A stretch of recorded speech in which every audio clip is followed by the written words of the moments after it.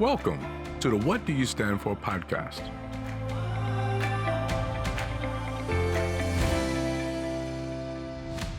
Hey, everybody. Welcome to the What Do You Stand For podcast, the place where emerging leaders in hospitality come to be informed, inspired, and transformed.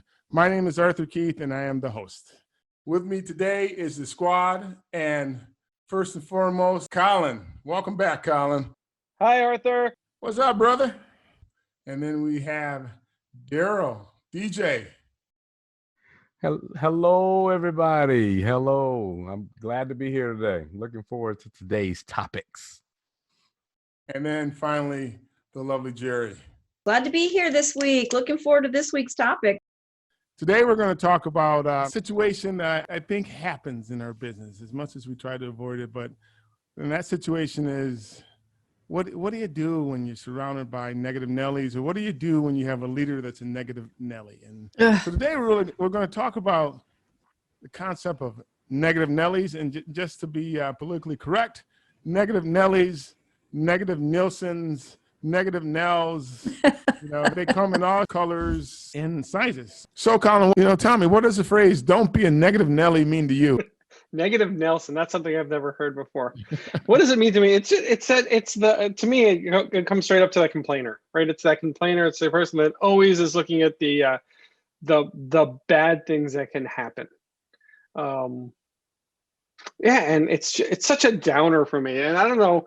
I think I might have been that guy when I was a young manager, Arthur. Quite honestly, I might have been negative Nelly, but I think I was negative Nelly or Nelson or Nancy or Norman. There you go. Because I think that's what my leaders were when I first started working. Ooh. Right. It was, and I think it was more cultural necessarily versus them wanting to be bad leaders. Does that make, I don't think they wanted it. I don't think they were bad leaders. I think that's the way that they learned. You brought up the word culture, which is one of my favorite things to dig into. And so you believe that you were in a business where their culture was kind of founded in this concept of being a negative Nelly? Yeah, and I remember for so long in the hospitality world when I was coming up through it, it was always about who was wrong and why was it wrong and who didn't do the right thing and why and who did it and what was the cause, and we have to hold that person accountable. Right? It was always that for years and years and years and years. And I don't know if I was a hotel manager at that time or it was my first time being a general manager, but it was at that level in my career when I finally said enough is enough. And we are going to stop this blame culture, this always looking for the negative of what was wrong or what was done wrong. And we were going to start to celebrate the positive. And we actually created what I call a positive Friday. So I used to have an afternoon stand-up, particularly on Fridays, to go through what's going on over the weekend. And part of Positive Friday was you had to bring something positive that happened all week long. And it grew and it grew and it grew. And I'm really proud of it because from that team, I still hear stories about how Positive Friday was something that they look forward to. And then it became a little bit of a competition who had the better Positive Friday stories, right? And it was just a great part of taking all of that negative energy that came up in our hotels, right? And you can't tell me that you didn't have negative energy in your hotels too, because it was kind of the culture of the time. But we turned it into something very positive, and I loved it. How hard was it to make that shift from the negative Nelly environment to the Positive Friday shift? I had a really good team. I don't know that I encountered any outright objection to it actually happening. And then it became one of those things that when enough people brought positive stories to the table, a rising tide lifts all ships, right?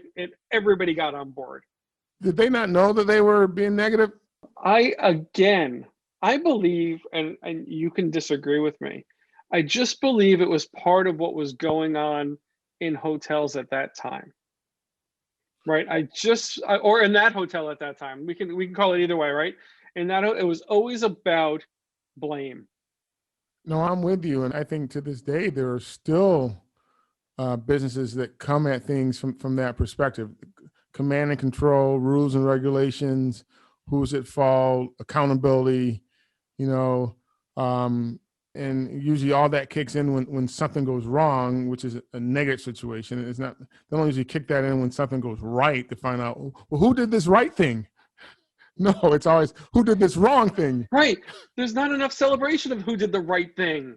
Right. I wholeheartly agree, man. I wholeheartedly agree. But there are negative Nellies, so let me ask a question back at you. How do you deal with the negative Nelly? Great question. And my first question would be, one, do they know they're negative Nelly? Yes or no? Because I think the approach is different. Okay, so let's say that they don't know that they're negative Nelly. Well, I think that's sitting down, having a conversation around, hey, just want to talk with you about how you handled this situation.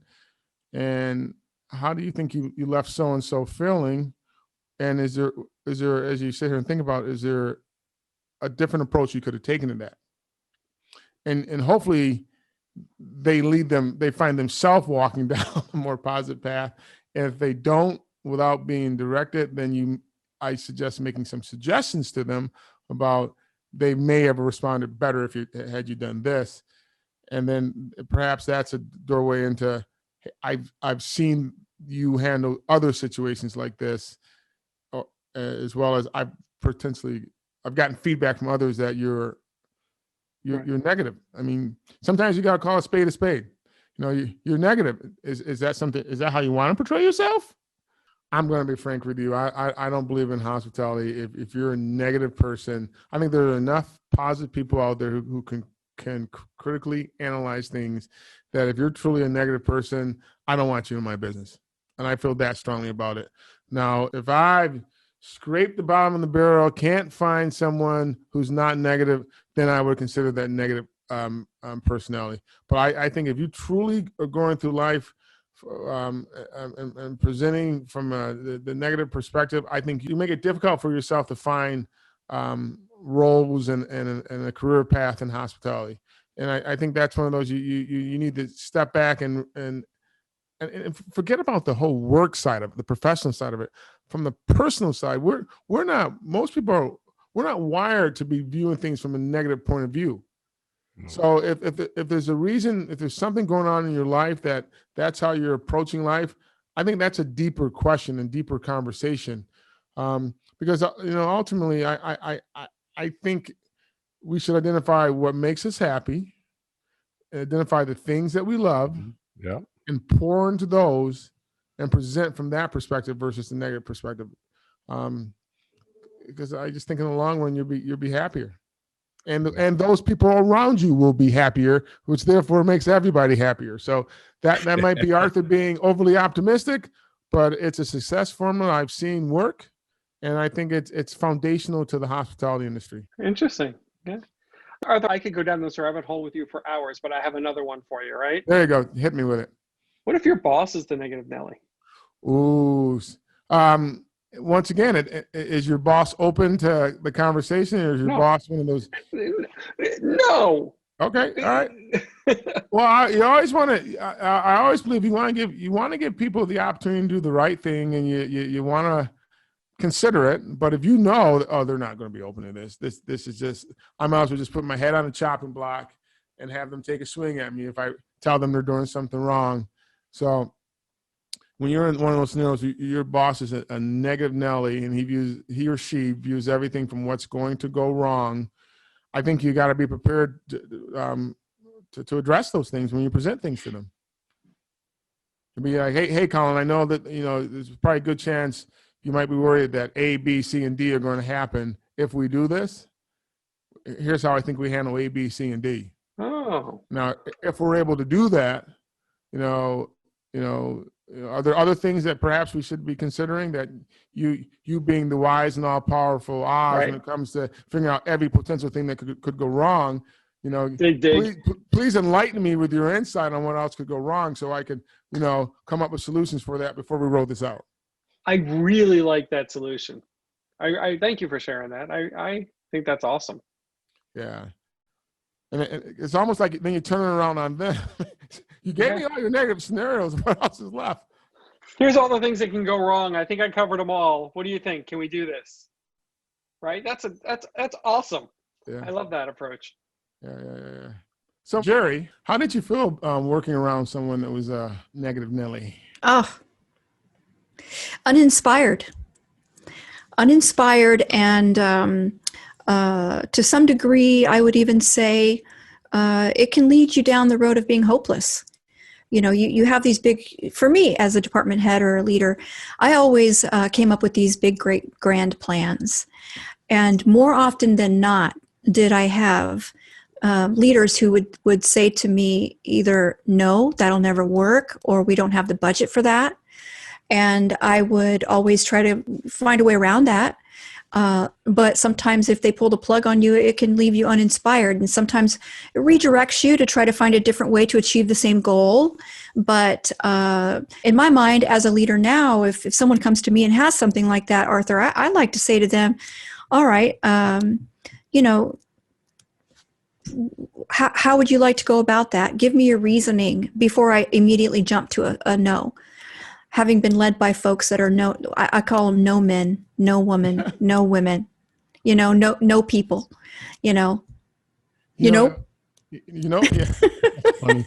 You mentioned the word hope. You felt like you lost hope when you were around somebody who was a negative Nelly, and as you said that, what jumped in my mind was that you probably heard the phrase "hope is not a strategy," which I kind of get why people say that, but to not have hope in the work that you're doing, to not approach the work you're doing from that perspective or with that emotion being strongly present, to me just feels wrong. And to your point of if there's no hope in what you're doing, Yeah.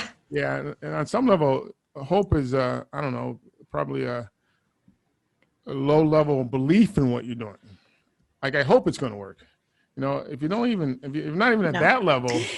Yeah, I agree 100%. I think more, you put your heart and soul into coming up with an idea. First of all, you shouldn't just pop off ideas left and right. You should think about ideas and then come with a strategy of a way to achieve a certain particular goal that you have in mind. But to take it to someone and not even have them hear you out, that is what I mean by, what's the point in bringing something to someone if they're not going to at least hear you out and try to give you a little leeway in figuring out how to make that work, working together with you. That causes you to be hopeless. If your superior that you're working with can't be open-minded about strategies that you have in mind, that's where the hopelessness in leadership comes in. Man, I've been on teams where I always knew that there were certain people in the room when we presented something or talked about potentially doing something, they were going to be the first ones to come out and say, well, that's not going to work. Or we tried that before and it failed for these reasons. I recall vividly, a few leaders, they would just drive me absolutely crazy because they always came with it from the perspective of tried that before, it won't work. And it was, and I, in those scenarios, I found myself saying, well, what would it take? What if we did this differently? So it became the game of what if. Mm-hmm. And I think great leaders operate from the perspective of what if, or what will it take for it to work. Well, how do you feel? Drained. Absolutely drained. Being around negative people, for me personally, that's extremely tough. I don't operate at my best.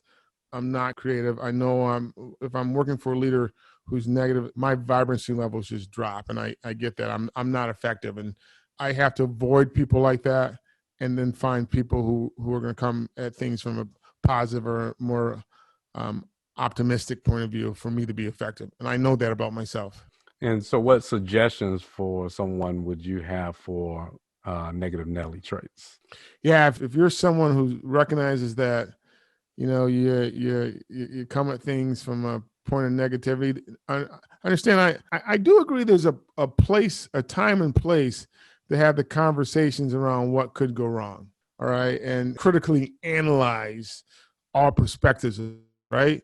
But once you've shared that information, let it go and move on for it, because if your boss or your team is asked and you've shared it, don't stay there and just dwell there forever. Move forward and move to sharing what you want them to create, or sharing the result that you do want, which I would hope would be a more positive result than the negative scenario. Good plans don't fail people. People fail good plans. Brilliant. So how do you stay away from them? I try to watch the exposure. It's not always easy. It's a tough thing to do sometimes, even with your friends or family. My ways is when I start hearing them go down that road of being negative, I kind of slowly exit stage left, more or less. I slowly try to, shrink into the background, and I'm gone, because I think that exposure is like a cancer. So that's what I do. So it's a cancer. That's a strong word. Well, for some people, they think they're just being the word. I guess a lot of times they just think they're just, look, you can't stand a critique. You can't stand criticism. But a lot of times, if they're 9 times out of 10 the same way all the time, every time you see them, that's just their nature, and you just have to kind of limit that exposure to them. They don't know that they're negative Nellies. They don't know that. Because it's just, again, they're by nature, they're just critiquing the environment. They're giving their input. And it's not that it's wrong. It's just a lot of times the way that it's approached or how it's delivered, it comes across as negative to everyone, because it's like the naysayers saying things that cannot be done. I particularly kind of like some of them, depending on if they tell me that I can't do something or achieve a specific goal or achieve something, then it makes me work harder. It makes me it makes me focus just to prove them wrong. So it's not necessarily wrong, but at least it gives you an obstacle to kind of say, well, I'm smarter than the obstacle. I can go around that obstacle. I can go over, and thank you for pointing it out. And if you look at it, some people say it's like a half, looking at the glass half full or half empty, I should say. Yeah. I always look at it half full, because I know that the obstacles, there are greater things on the other side. I'm not looking at what's missing. I'm looking at what the positives and potentials are. So that's what I try to focus on. I love it. The phrase honest optimism is a way to describe how we believe effective leaders should deliver information and should speak to their team, and embracing optimism, hope, and confidence in any scenario or in any initiative, and presenting things from that perspective is, we believe, foundational to great leadership. And when you develop a culture built around optimism, hope, and confidence, that's when you create a business that's set up to excel. So, this concept of being a negative Nelly, is there a role for that individual at times? Yes. Is that a place to lead from or build your leadership style around? No. If you're an effective leader, do you recognize those individuals? Yes. Do you figure out a place to use them? Yes. But, to be a what do you stand for leader, lead from a place of optimism, hope, and confidence. Those are powerful tools to have. And never forget that your words matter, how you present things. You heard today us talk about presenting the information on a platter. That platter can be a platter of negativity, or it can be a platter of positivity.